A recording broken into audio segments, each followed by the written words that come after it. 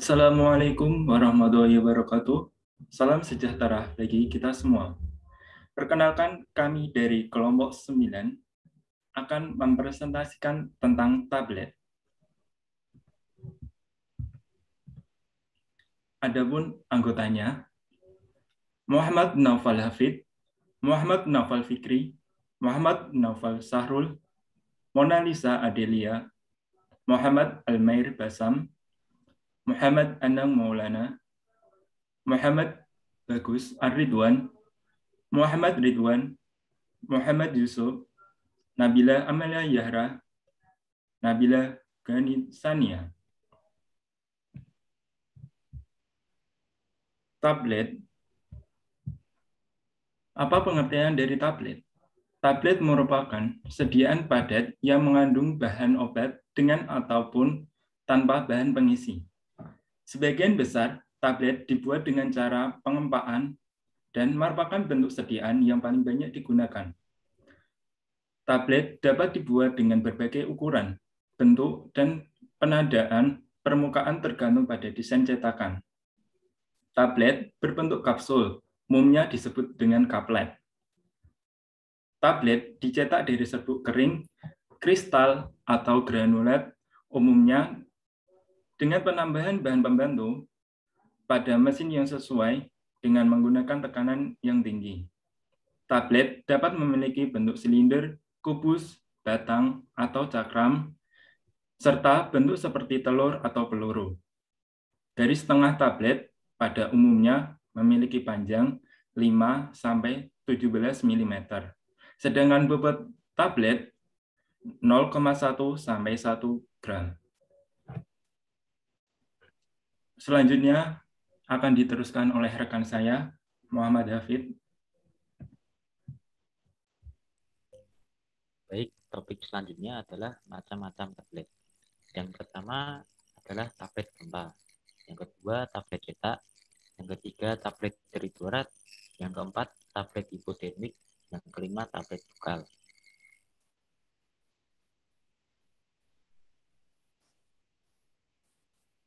Yang keenam ada tablet sublingual. Yang ketujuh ada tablet effervescent.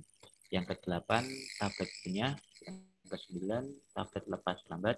Yang kesepuluh, tablet hisap.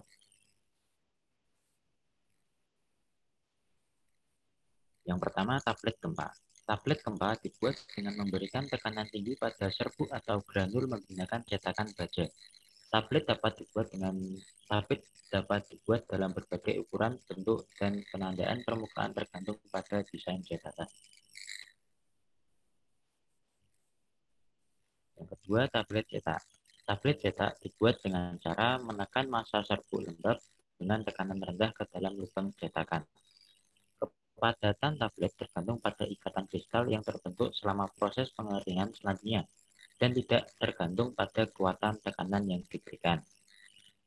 Untuk topik selanjutnya akan dilanjutkan oleh rekan saya.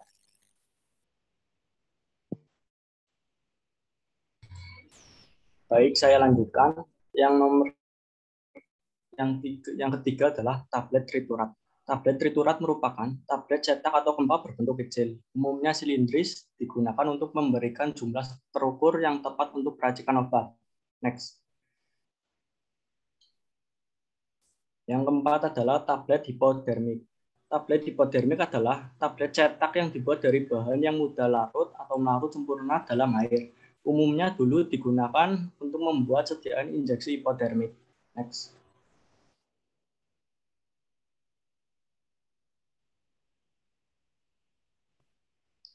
Yang kelima adalah tablet bukal.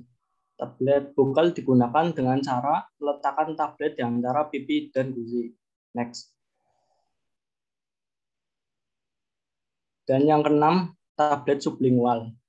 Tablet sublingual digunakan dengan cara meletakkan tablet di bawah lidah, sehingga zat aktif diserap secara langsung melalui mukosa mulut. Tablet nitrogliserin merupakan salah satu obat yang mudah diserap dengan cara ini. Dan selanjutnya akan disampaikan oleh rekan saya. Baik, saya akan melanjutkan topik pembahasannya. Yang ketujuh adalah tablet effervescent. Tablet effervescent yang larut dibuat dengan cara digempa. Selain zat aktif, tablet effervescent juga mengandung campuran asam, asam sitrat, asam tartrat, dan natrium bikarbonat yang jika dilarutkan dalam air akan menghasilkan karbon dioksida. Tablet harus disimpan dalam wadah tertutup rapat atau dalam kemasan tahan lembab. Dan pada etiket tertera tablet tidak untuk langsung ditelan. Next. Yang ke-8 ada tablet kunyah. Tablet kunyah, tablet ini dimaksudkan untuk dikunyah, memberikan residu dengan rasa enak dalam rongga mulut. Jenis tablet ini digunakan dalam formulasi tablet untuk anak, terutama multivitamin, antasida, dan antibiotik tertentu. Tablet ini dibuat dengan cara digempa, pada umumnya menggunakan manitol, sorbitol atau sukrosa sebagai bahan pengikat dan bahan pengisi, serta mengandung bahan pewarna dan bahan pengaroma untuk meningkatkan penampilan dan rasanya. Next.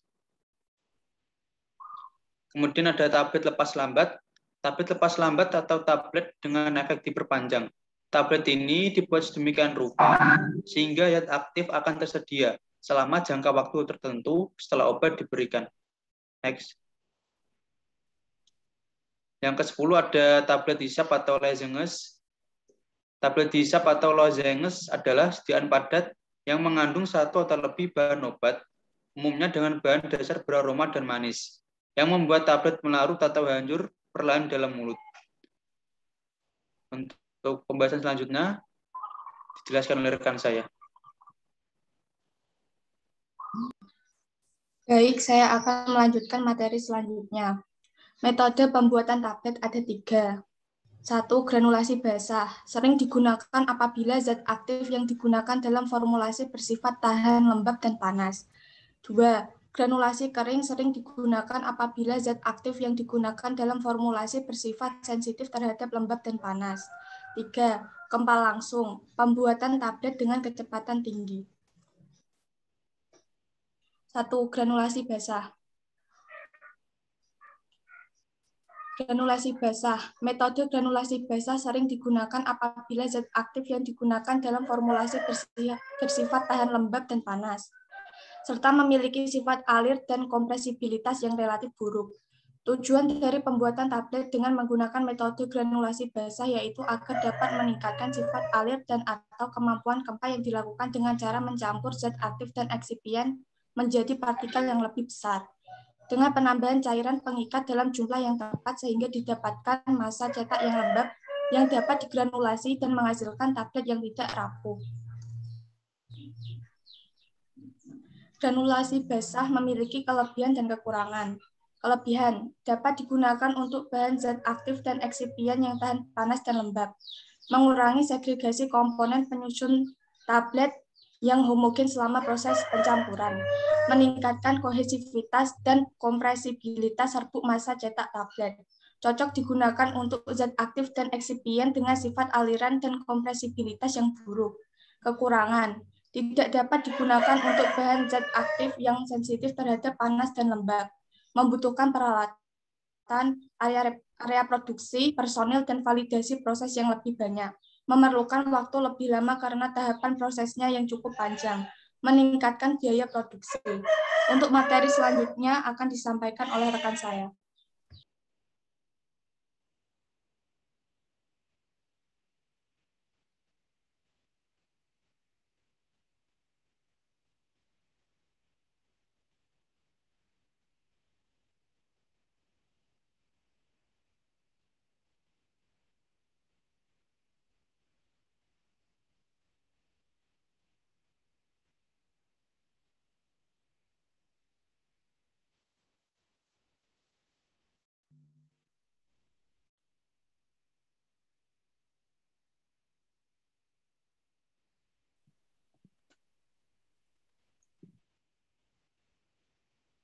Baik, saya akan melanjutkan yang sudah disampaikan tadi, yaitu tentang granulasi kering.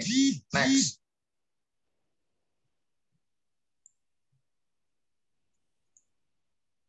Metode granulasi kering sering digunakan apabila zat aktif yang digunakan dalam formulasi bersifat termolabil atau sensitif terhadap lembab dan panas, serta memiliki sifat alir dan kompresibilitas yang relatif buruk.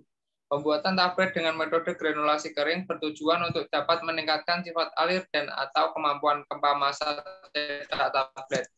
Metode granulasi kering dilakukan dengan cara menekan massa serbuk pada tekanan tinggi sehingga menjadi tablet besar atau slug yang tidak berbentuk baik. Kemudian digiling dan diairkan partikel yang diinginkan. Keuntungan granulasi kering adalah tidak diperlukan panas dan kelembaban pada proses granulasi sehingga cocok untuk zat aktif dan eksipien yang sensitif terhadap panas dan lembab. Next. Kelebihan dan kekurangan. Yang pertama adalah kelebihan. Dapat digunakan untuk zat aktif dan eksipien yang sensitif terhadap panas dan lembab. Kemudian peralatan yang dibutuhkan lebih sedikit dibanding dengan granulasi basah. Tidak perlu pemanasan atau pelarutan terlebih dahulu terhadap massa cetak. Yang terakhir adalah dapat digunakan untuk bahan aktif dan eksipien dengan sifat alir dan kompresibilitas buruk dan dosis tinggi dalam sediaan lebih dari 100 mg. Lalu kekurangan dari granulasi kering. Yang pertama adalah diperlukan mesin khusus untuk slugging. Kemudian distribusi zat warna kurang homogen, proses banyak menghasilkan debu sehingga meningkatkan terjadinya kontaminasi atau kontaminasi silang. Yang terakhir adalah segregasi komponen penyusun tablet dapat terjadi setelah proses pencampuran. Next. Kempa langsung akan disampaikan oleh rekan saya. Baik, saya akan melanjutkan pembahasan materinya tentang kempa langsung. Metode kempa langsung yaitu pembuatan tablet dengan kecepatan tinggi. Pembuatan tablet dengan metode ini memerlukan eksipien yang memungkinkan untuk pengempaan langsung tanpa tahap granulasi terlebih dahulu. Eksipien ini terdiri dari zat berbentuk fisik khusus seperti laktosa, sukrosa, dekstrosa, atau selulosa yang mempunyai sifat aliran dan kemampuan kempa yang diinginkan. Bahan pengisi untuk kempa langsung yang paling banyak digunakan adalah selulosa mikrokristal, laktosa anhidrat, laktosa semprot kering, sukrosa yang dapat dikempa, dan beberapa bentuk pati termodifikasi. Metode kempa langsung memberi banyak masalah yang timbul pada granulasi basah dan granulasi kering. Kempa langsung merupakan metode paling mudah dan murah karena pembuatannya dapat menggunakan peralatan cetak tablet konvensional. Bahan tambahan yang digunakan umumnya mudah didapat dan prosedur kerja yang singkat. Namun metode kempa langsung terbatas pada obat dengan dosis kecil dan massa cetak harus memiliki sifat alir yang baik. Oke, next. Kelebihan kempa langsung yaitu dapat digunakan untuk zat aktif yang sensitif terhadap kelembaban dan tidak tahan panas, meminimalkan perubahan profil disolusi, cocok untuk sediaan dengan kandungan zat aktif rendah kurang dari 100 mg. Proses produksi lebih sederhana, singkat, dan cepat. Kekurangan kempa langsung yaitu rentan terjadi pemisahan saat pengempaan karena perbedaan densitas antara zat aktif dengan eksipien. Hanya terdapat 30-40% zat aktif yang dapat dibuat dengan metode kempa langsung. Bahan zat aktif dan eksipien dengan sifat alir buruk sulit untuk dapat dibuat dengan metode kempa langsung. Bahan zat aktif dan eksipien dengan kompresibilitas buruk sulit untuk dapat dibuat dengan metode kempa langsung. Next. Komposisi tablet. Komposisi umum dari tablet adalah zat berkhasiat, bahan pengisi, bahan pengikat atau perekat, bahan pengembang, dan bahan pelicin. Kadang-kadang dapat ditambahkan bahan pewangi atau flavoring agent, bahan pewarna atau coloring agent, dan bahan-bahan lainnya. Next. Zat berkhasiat. Zat berkhasiat atau zat aktif jarang diberikan dalam keadaan murni, tetapi harus dikombinasikan terlebih dahulu dengan zat-zat yang bukan obat yang mempunyai fungsi khusus agar dapat dibentuk menjadi sediaan tablet. Untuk materi selanjutnya akan dibahas oleh rekan saya.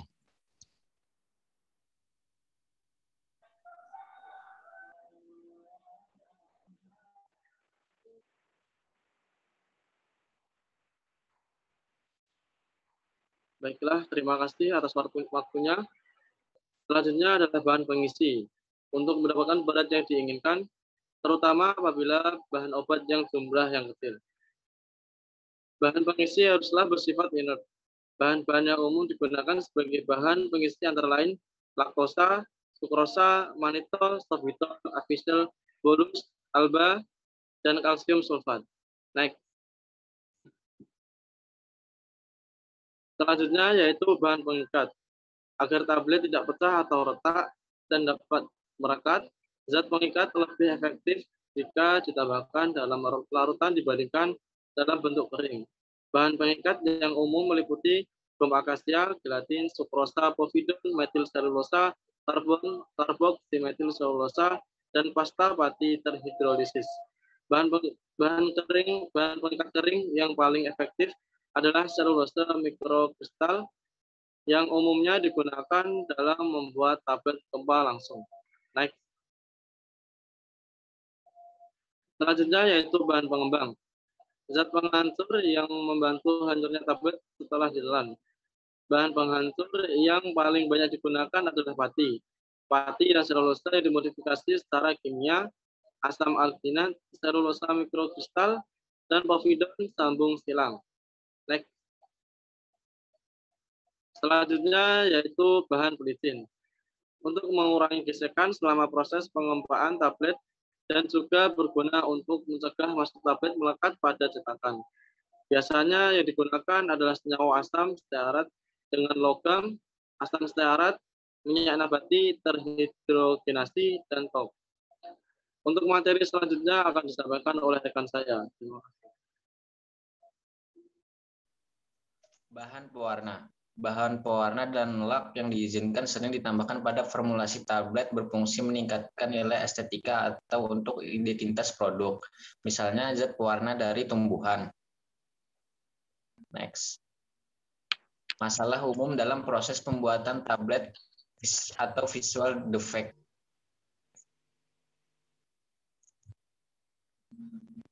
Kecacatan tablet terkait dengan proses pengempaan tablet. Capping, pemisahan sebagian atau seluruh mahkota atas atau bawah tablet dari badan utama tablet karena adanya udara yang terjebak dalam massa cetak. Lamination adalah pemisahan tablet menjadi dua bagian atau lebih. Lapisan terpisah secara horizontal karena adanya udara yang terjebak dalam massa cetak. Cracking, retak kecil dan halus yang diamati pada permukaan tengah, atas, dan bawah tablet, atau sangat jarang pada dinding samping tablet. Next. Kecacatan tablet yang dipengaruhi oleh excipient. Chipping adalah rusaknya bagian tepi tablet karena butiran tepi yang sangat kering. Sticking adalah bahan massa cetak tablet menempel pada dinding cetakan karena massa cetak lengket dan sebagian besar disebabkan oleh kelembapan berlebihan pada tahap granulasi. Picking adalah perpindahan bahan dari permukaan tablet dan menempel pada permukaan punch. Binding, massa cetak yang akan dikempam melekat pada dinding ruang cetak pada saat proses ejection karena massa cetak yang tidak kering atau kurangnya pemberian lubrikan. Kecacatan tablet yang dipengaruhi oleh lebih dari satu faktor. Mottling, keadaan di mana distribusi warna yang tidak merata pada tablet dengan terdapatnya bagian bintik-bintik terang atau gelap menonjol pada permukaan yang seragam. Kecacatan tablet terkait dengan pengaruh mesin. Double impression merupakan suatu kesan ganda pada permukaan tablet yang dibuat dengan punch yang berlogo. Hal ini terjadi karena adanya gerakan punch yang tidak terkontrol setelah pengempaan. Next. Topik selanjutnya akan dijelaskan oleh rekan saya. Baik, saya akan melanjutkan topik yang akan dibahas. Kemudian ada evaluasi tablet. Evaluasi tablet ada beberapa macam-macam.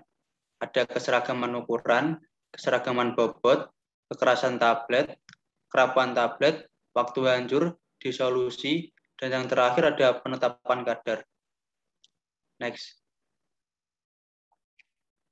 Keseragaman ukuran. Ukuran dan bentuk tablet dapat dituliskan, dipantau, dan dikontrol.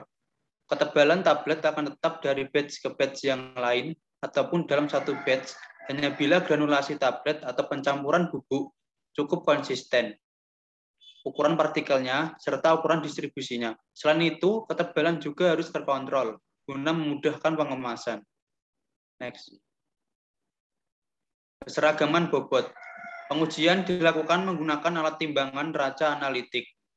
Penggunaan neraca analitik dalam uji keseragaman bobot ini digunakan karena merupakan alat yang memungkinkan kesalahannya sangat kecil dibandingkan dengan timbangan manual. Di samping itu, angka dari bobot tablet yang dihasilkan akan muncul secara otomatis. Dengan itu, dapat meminimalisir kesalahan dalam melihat angka. Next. Kekerasan tablet. Tablet harus mempunyai kekuatan atau kekerasan tertentu, serta tahan atas kerenyahan agar dapat bertahan terhadap berbagai guncangan mekanik pada saat pembuatan, pengepakan, dan pengapalan. Selain itu, tablet juga harus dapat bertahan terhadap perlakuan berlebihan oleh konsumen. Kekerasan tablet yang cukup serta tahan penyerbukan dan kerenyahannya merupakan persyaratan yang penting bagi penerimaan konsumen. Next. Baik, untuk materi selanjutnya akan dijelaskan oleh rekan kami. Selanjutnya ada kerapuhan tablet. Untuk mengetahui keutuhan tablet, karena tablet mengalami benturan dengan dinding wadahnya. Tablet yang mudah menjadi bubuk, menyerpih, dan pecah-pecah pada penanganannya akan kehilangan keelokan serta konsumen enggan menerimanya. Dan dapat menimbulkan pengotoran pada tempat pengangkutan dan pengepakan. Juga dapat menimbulkan variasi pada berat dan keseragaman isi tablet. Next.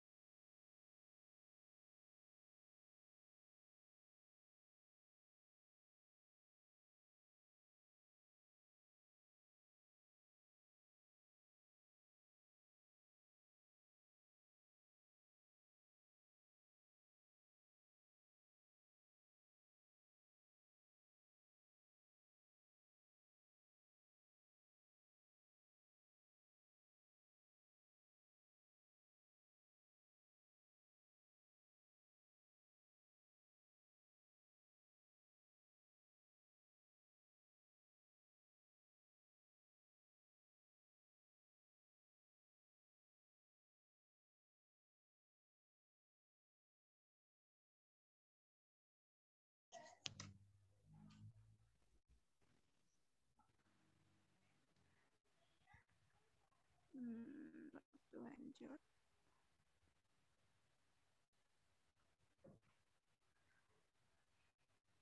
Selanjutnya yaitu waktu hancur. Jika dikaitkan dengan disolusi, maka waktu hancur merupakan faktor penentu dalam pelarutan obat. Sebelum obat larut dalam media pelarut, maka tablet terlebih dahulu pecah menjadi partikel-partikel kecil, sehingga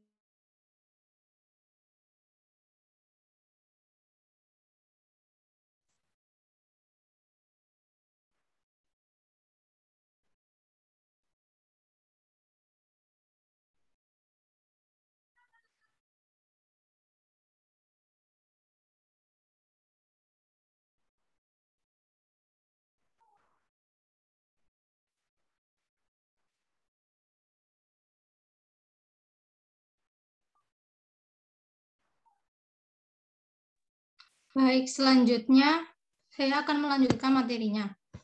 Yang selanjutnya ada waktu hancur. Jika dikaitkan dengan disolusi, maka waktu hancur merupakan faktor penentu dalam pelarutan obat.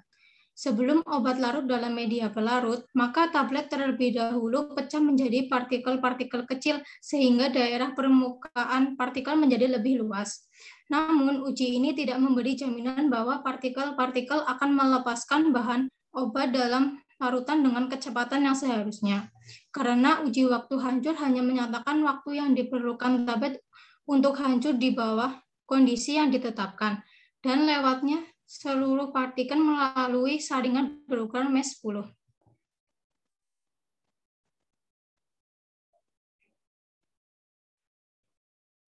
Yang selanjutnya ada disolusi.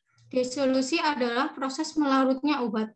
Dua sasaran dalam mengembangkan uji disolusi in vitro yaitu untuk menunjukkan pelepasan obat dari tablet kalau dapat mendekati 100% dan laju pelepasan obat seragam pada tiap batch dan harus sama dengan laju pelepasan dari batch yang telah dibuktikan mempunyai bioavailabilitas dan efektif secara klinis. Yang terakhir ada penetapan kadar. Penetapan kadar zat aktif perlu dilakukan untuk memastikan bahwa tiap tablet mengandung zat aktif sesuai dengan persyaratan yang tercantum dalam Farmakope Indonesia. Setiap tablet memiliki persyaratan masing-masing kadar zat aktif yang dikandungnya. Terima kasih. Selanjutnya saya akan kembalikan ke moderator. Terima kasih atas waktunya. Demikian presentasi dari kelompok kami. Kurang lebihnya mohon maaf. Sendirian tanpa kekasih. Sekian, terima kasih. Wassalamualaikum warahmatullahi wabarakatuh.